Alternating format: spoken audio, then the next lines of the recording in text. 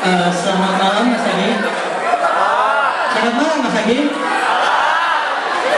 Mari kita berikan aura positif untuk malam ini agar semua berjalan dengan positif, semua senang, semua happy. Oke? Assalamualaikum warahmatullahi wabarakatuh.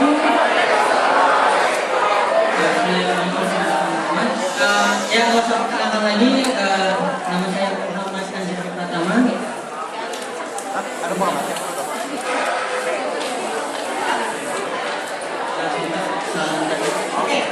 Mungkin kita bisa mulai dulu dengan sebuah pertanyaan yang selalu ini sebenarnya cukup mengganggu saya sejak Mas Adi, mohon perhatiannya sebentar ya.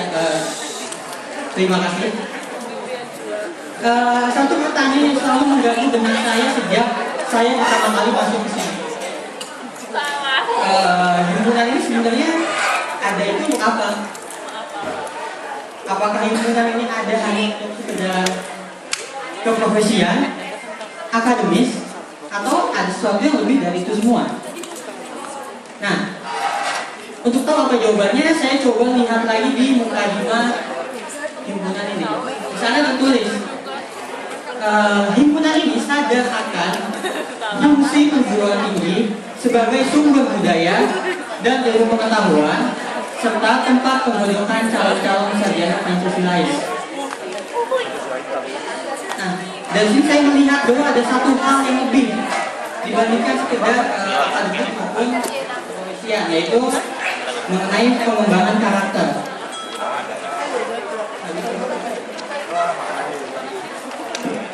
Tadinya mau gaya-gaya dikit tapi ternyata nggak bisa.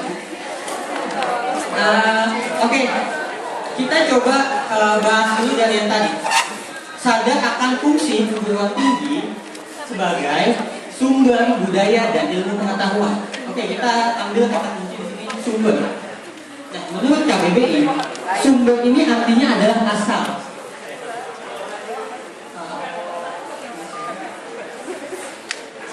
Nanti kita sekarang akan coba menurunkan bagaimana saya mendapatkan fisik. Oke, kembali ke yang tadi.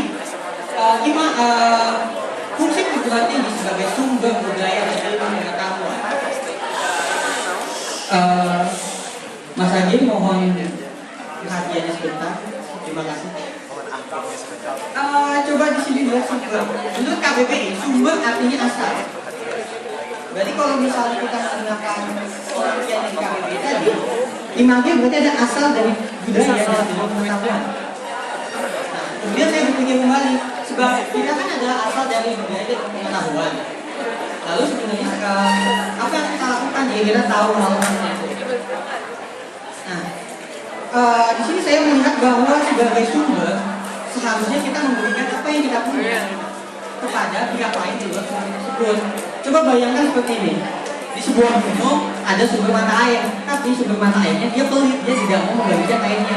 Banyak kan orang yang seharusnya mendapatkan manfaat dari sumber air tersebut, akhirnya tidak mendapatkan apa-apa. Nah, sama di sini kita juga bagaimana kita sebagai sumber ilmu pengetahuan dan budaya dapat memberikan itu kepada pihak lain di luar IMAG agar sifat kita sebagai sumber tadi dapat berguna. Nah, lalu selanjutnya coba kita lihat lagi. Serta tempat penggodokan calon-calon sarjana Pancasila. Nah, maksudnya apa lagi? Coba kita lihat lagi dari tujuan yang ada di dalam RUK Imaguna Dharma.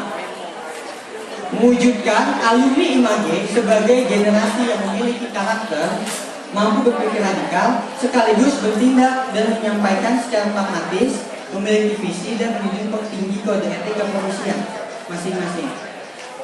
Oke, coba kita bahas lagi ya. Alumni adalah sarjana. Sepakat?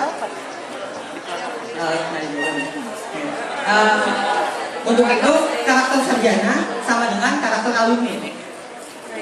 Oke? Nah, berdasarkan ini apa? IMAG ingin menghasilkan alumni untuk karakter Pancasila yang mampu berpikir radikal sekaligus bertindak. Oke, sekarang kita kaitkan lagi dengan fungsi kita sebagai sumber ilmu pengetahuan dan budaya tadi. Terdapat satu korelasi, yaitu sebagai sumber kita kita harus memberikan apa yang kita punya tadi kepada pihak lain sehingga bermanfaat, yaitu melalui sebuah tindakan. Nah, di sini juga ada korelasi bahwa tujuan kita harus mampu berpikir radikal sekaligus bertindak. Jadi di sini saya ambil kata kuncinya adalah bertindak ya.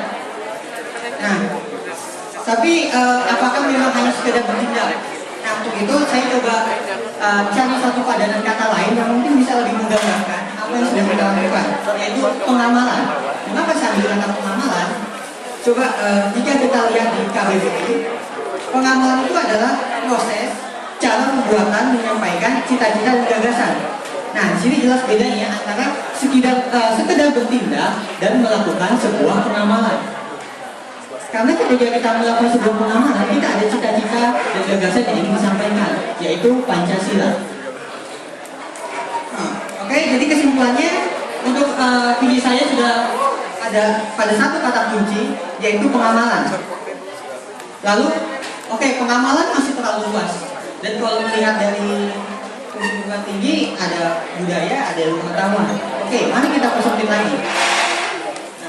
Melihat potensi kita sebagai mahasiswa yang memiliki ilmu arsitektur, maka bagaimana kalau kita persempit lagi, pengamalan itu adalah pengamalan ilmu.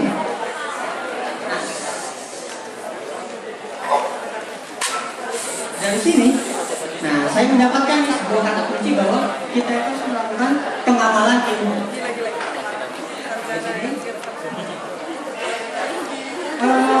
Lalu kita lihat lagi sebenarnya pengamalan ilmu itu untuk siapa? Kita coba lihat lagi di muka dimanya. Jadi di sini kan menyatakan bahwa pengamalan tadi adalah fungsi dari perguruan tinggi. Maka saya menafsirkan di sini bahwa pengamalan tersebut adalah ditujukan kepada masyarakat di luar perguruan tinggi. Artinya saya bilang itu masyarakat umum. Sampai saat ini saya sudah melakukan pengalaman ilmu bagi untuk masyarakat. Selama ini banyak pertanyaan. Ketika saya bilang hal seperti ini, loh memangnya selama ini Imamdi belum melakukannya ya? Lalu saya bilang, kalau memang sebatas ini pengamalan saja untuk masyarakat, Imamdi memang sudah melakukannya. Dan itu telah menjadi suatu rutinitas organisasi ini setiap tahun. Tapi di sini akan saya soroti adalah tahun ini pengamalan ilmu ini akan menjadi fokus, bukan sekedar sebagai salah satu bentuk aktualisasi diri dari anggota. Bagaimana cara saya menunjukkan fokusnya adalah di pengamalan ilmu, yaitu dengan melakukan integrasi dengan seluruh elemen imagif menuju satu karya besar yang ditujukan untuk masyarakat luas. Apa teman-teman masih meragukan? Coba kita pikirkan lagi. Kita punya satu potensi besar. Kita di sini ada di bawah nama Institut Teknologi Bandung yang notabene adalah universitas berkapasitas nasional yang bahkan sudah terkenal sampai mancanegara. Lalu itu untuk apa? Jadi dengan kita punya nama ITB tadi, seharusnya memudahkan kita ketika melakukan hal-hal berskala besar. Karena saya dengar ceritanya kalau misalnya coba aja pada saat kita melakukan PMA